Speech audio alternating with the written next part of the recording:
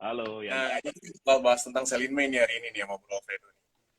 Oke, mungkin gue di sini udah kenal ya, kita udah sering jalan bareng, kita udah sering ngobrol lah. Nah, cuma mungkin nih di sini ada banyak viewer nih, mungkin viewer baru gitu ya.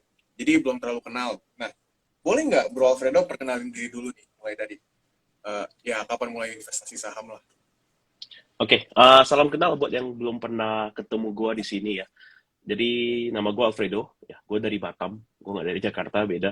Nah, gua berasal dari kota kecil sebenarnya. Cuma ya memang kota ini ya kota yang berkembang sebenarnya. Oke. Nah, apa sih kerjaan gua sekarang? Gua sebagai stockbroker di Jasa Utama Capital Sekuritas. Ya, jadi kalau misalnya kalian mencari sekuritas contohnya gitu kan ada beberapa sekuritas lain yang biasa dipakai sama masyarakat. Kalau kalian mencari sebuah sekuritas ya salah satunya adalah Jasa Utama Capital Sekuritas. Oke, nah kapan gue mulai investasi?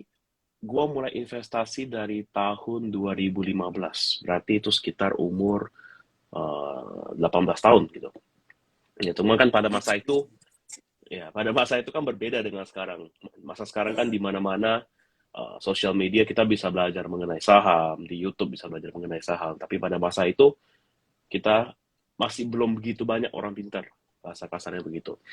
Tapi masa sekarang sebenarnya kalau kalian beneran bisa ngerti market, ya sebenarnya gampang banget untuk cari cuan gitu. Dan ya mostly sih gue banyak di saham ya, gue mostly investasi di saham karena kan memang kerjaan gue di sini, ya kerjaan utama gue di sini dan gue lebih paham ke saham. Jadi otomatis investasi yang gue lakukan mostly memang ada di saham. Kayak reksadana ada cuma ya mungkin hanya dibeli terus ditinggal aja nggak terlalu diperhatikan. Nah sama ya kripto salah satunya yang lagi crash dan untungnya gue nggak beli Luna kemarin. Ya gitu deh. Jadi salam kenal buat semuanya ya. Jadi kalau misalnya Nah, ada yang mau kalian tanyakan silakan nggak masalah gitu. oke.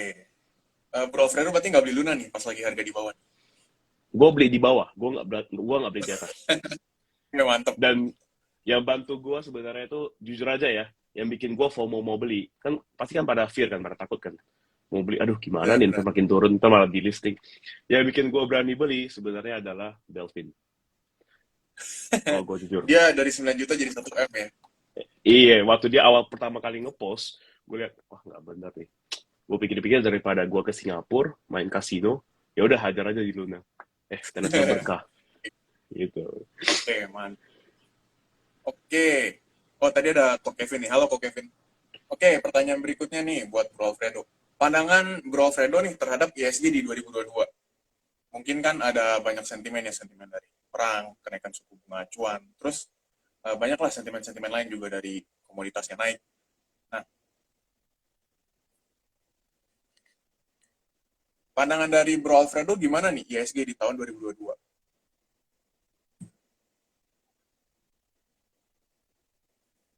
Halo, suara saya kedengaran kan ya?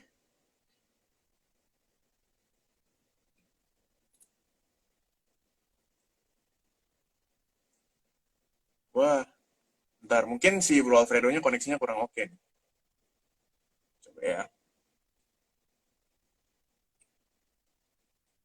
Ada disconnect, uh, Oke, ada tes. gangguan Oke, sedikit. Oke, udah oke masuk aman. lagi. Ya, Oke, tadi ada pandangan pertanyaan berikutnya IHSG berarti ya. ya.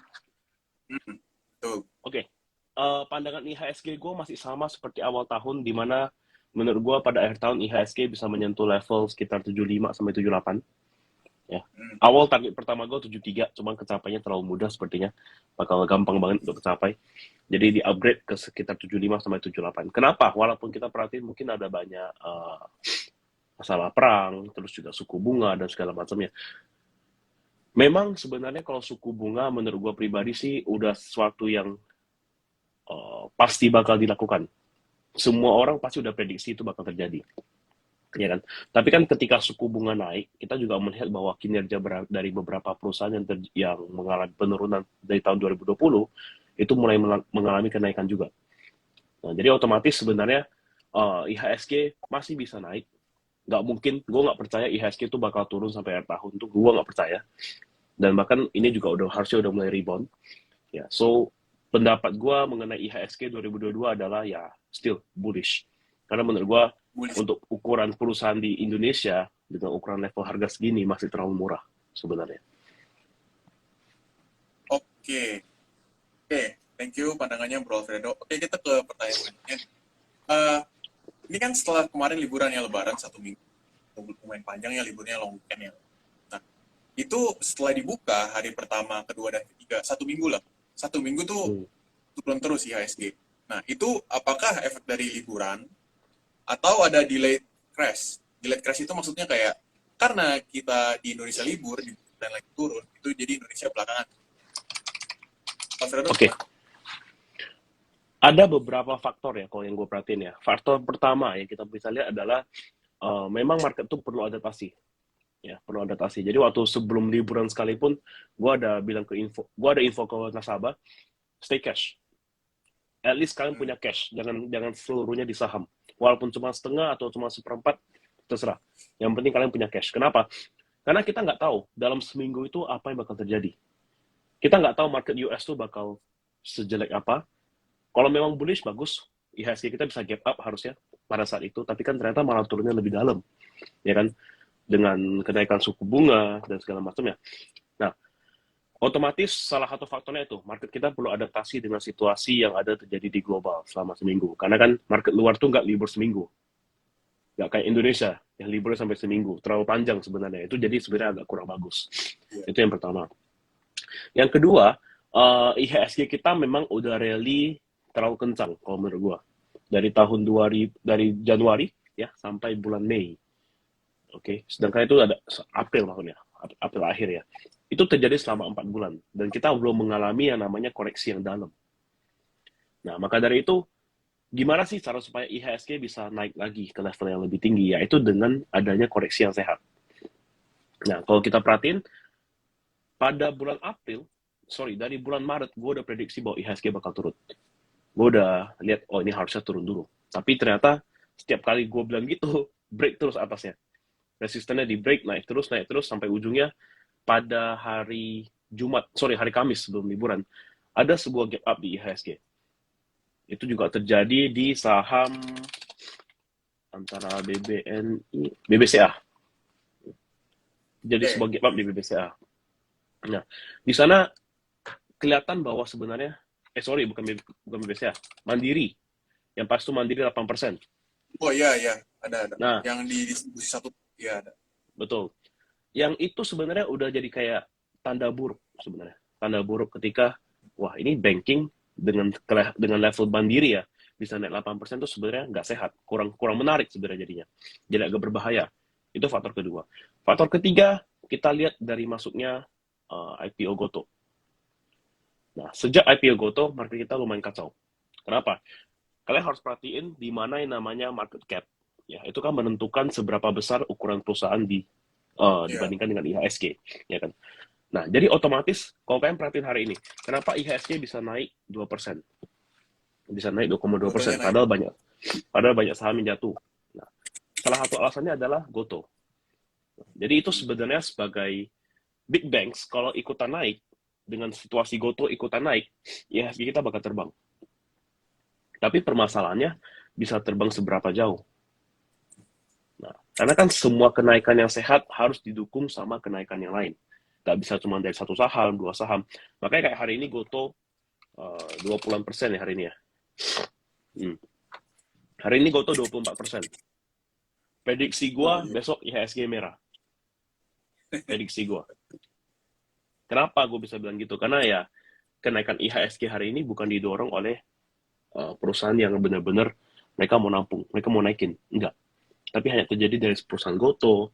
Terus kita lihat mungkin juga ada beberapa bank, ya Mandiri cuma 0,6, BNI lumayan 3,5%, BRI kuning, BBCA hijau tipis.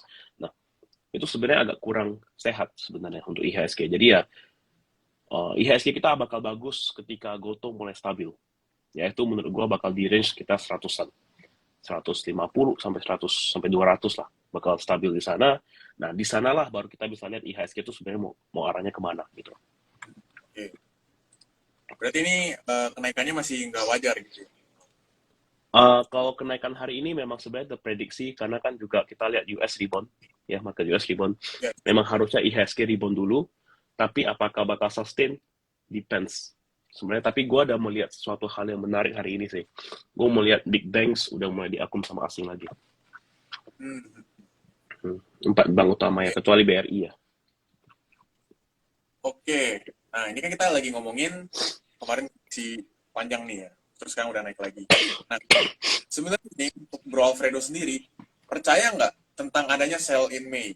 Oke, karena kalau kita lihat data historis dari bursa Amerika, itu mereka di Mei itu lumayan banyak koreksi. Sekitar sekitar 9 per 12. Kayak gitu, sekitar 75%. Nah, kira-kira Bro Alfredo ini percaya nggak adanya eh, teori sell in May? Oke,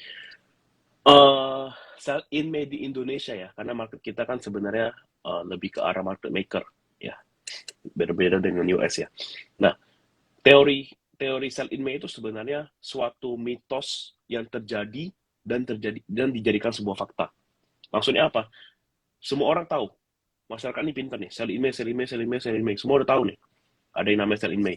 Jadi mereka ikutan panik jualan. Mereka ikutan, secara psikologi mereka bakal terganggu. Wah, ini Mei, pasti koreksi. Oke. Tapi permasalahannya gini, banyak yang berpikir bahwa sell in May itu terjadi, tapi terjadi selama 1 bulan penuh. Which is enggak. Oke.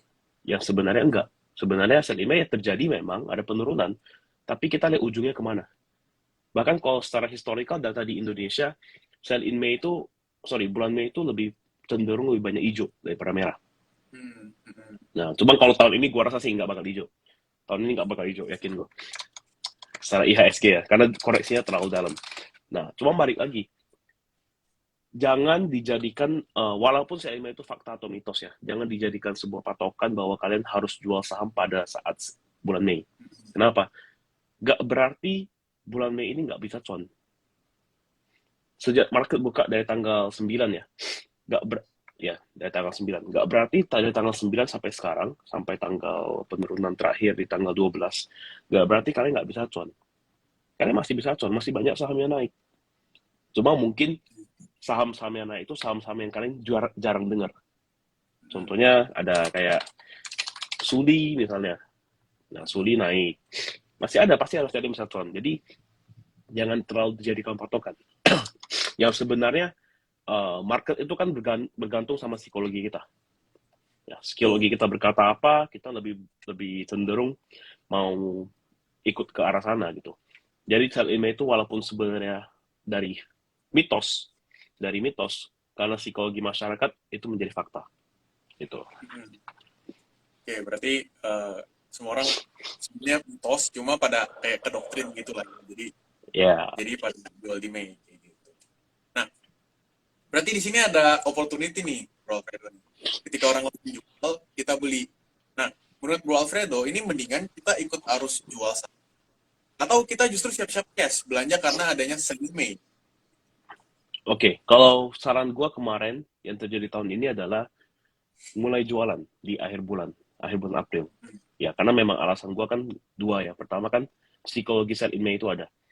Ya, psikologi yang muncul itu membuat orang mungkin pada jualan. Oke.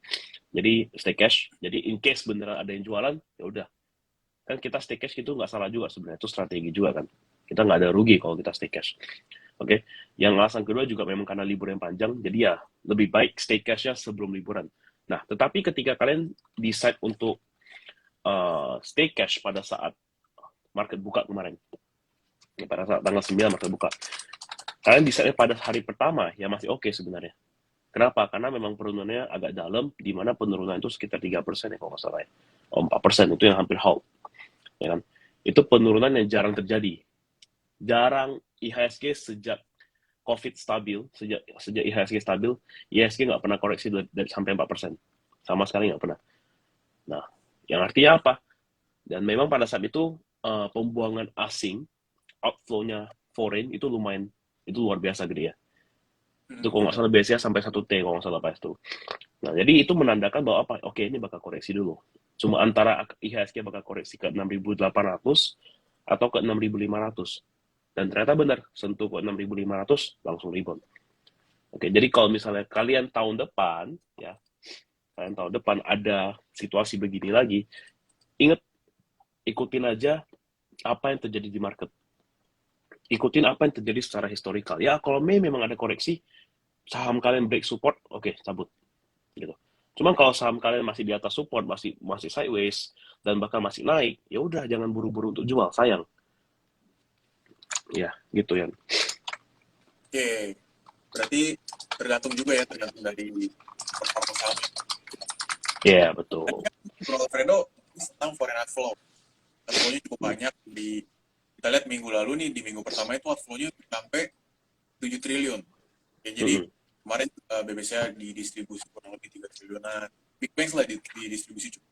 Nah, menurut pandangan Bro Alfredo, ini kira-kira foreign outflow kan cukup banyak nih. Pandangan dari Bro Alfredo ke depannya itu gimana? Apakah foreign masih bakal jualan dulu, or mereka udah mulai akumulasi? Oke, kita kan melihatnya pembuangan yang lumayan banyak dalam 1 minggu ya. Dan hari ini mulai akum. Kemarin BBRI akumnya lumayan gede, 100 miliar lebih, ya kan? Kemarin. Hari ini gantian yang diakum adalah Mandiri, BNI, dan juga BCA. Menurut gua ini, karena gini, karena kan gue orang teknikal ya, gue orang teknikal. Gue melihat IHSG itu supportnya kuatnya di 6.500.